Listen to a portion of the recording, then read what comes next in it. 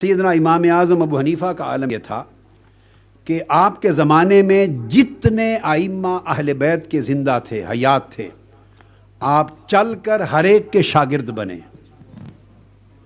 اب خود کو حنفی کہلانے والے دیکھیں کہ حنفیت میں کتنی مودت اہل بیت ہے۔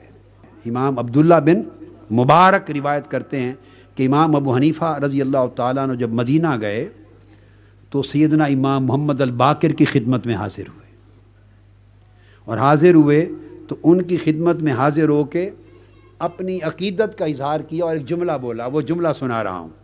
اس کو مناقب امام موفق بن احمد المکی نے مناقب امام ابی حنیفہ میں روایت کیا، اور امام قردری نے مناقب ابن حبینہ میں بیان کیا۔ امام اعظم کے مناقب پر سب سے بڑا عظیم جو خزانہ ہے، مصدر ہے کتاب کا، دونوں نے۔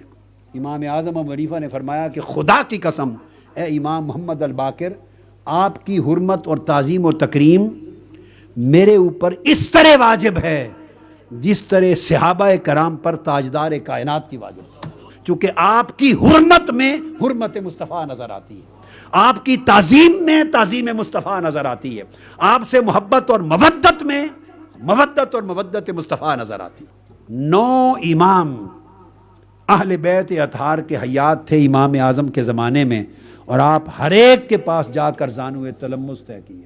اور عالم یہ تھا کہ امام اعظم ابو حنیفہ رضی اللہ تعالیٰ عنہ ائمہ اطہار اہل بیت میں سے جو امام بھی بنو امیہ یا بنو عباس کی ظالمانہ کسی حکمران کے خلاف خروج کرتے اور نکلتے، آپ خفیہ اپنے تلامذہ کو بھیجتے 12,000 درہم تک بطور نذرانہ ائمہ اطہار اہل بیت کی خدمت میں بھیجتے تھے۔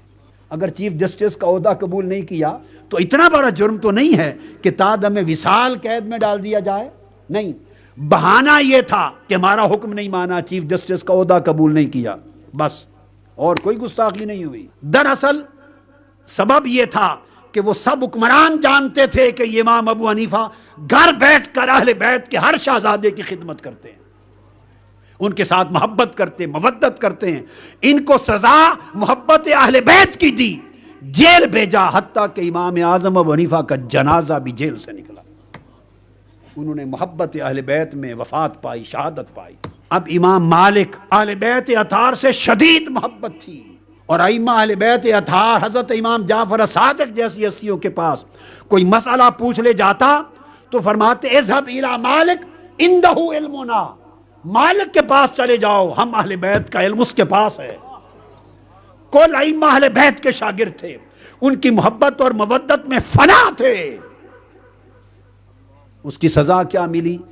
ایک طلاق کے مسئلے کو بہانہ بنایا، بنو عباس کے حکمرانوں نے ایک طلاق کا مسئلہ اختلاف بہانہ بنایا، مگر محبت اور مودت اہل بیت کی سزا اس طرح دی کہ ان کے سر اور داڑھی مبارک کو موڑ دیا، اور سواری پر بٹھا کر مدینے کی گلیوں میں چلایا، سب کچھ موڑ کر، اور حکم دیا کوڑے مار کر کہ سب کو بتاؤ جو نہیں جانتے کہ میں امام مالک ہوں۔ اس حال کے بعد 25 سال تک امام زین العابدین کی طرح آپ گھر میں بیٹھ گئے اور باہر نہیں نکلے، اتنا دل دکھ گیا آپ کا۔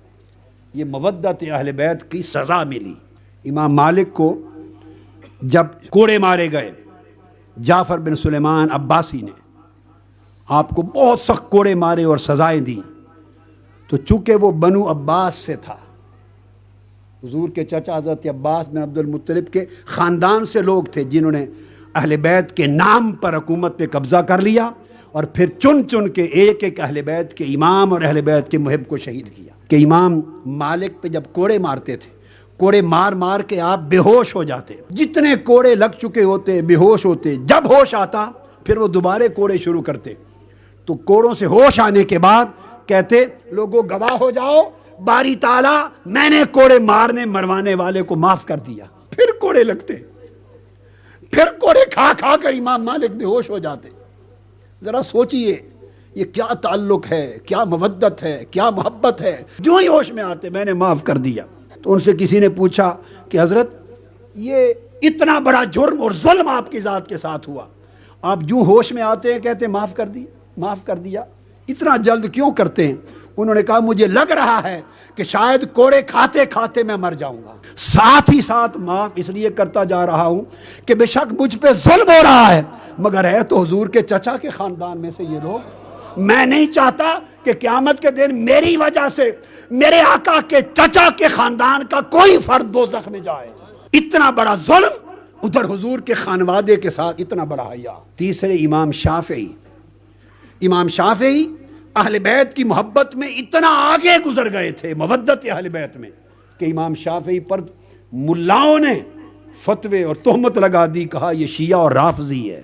چاروں اماموں کی گٹی میں محبت اور مودت اہل بیت تھی، ان کے علم اور ایمان کا خمیر محبت اور مودت اہل بیت سے اٹھا تھا۔ پھر امام شافعی نے کہا ایک اور مقام پر، ان کان رفدن حب آل محمد فلیشہد الثقلان انی رافضی، اگر آل محمد سے محبت کرنا اس کا نام رافضی ہو جانا ہے، شیعہ ہو جانا ہے، تو سارا جہان جان لے کہ حب آل محمد کا نام اگر شیعیت ہے تو میں شیعہ ہوں۔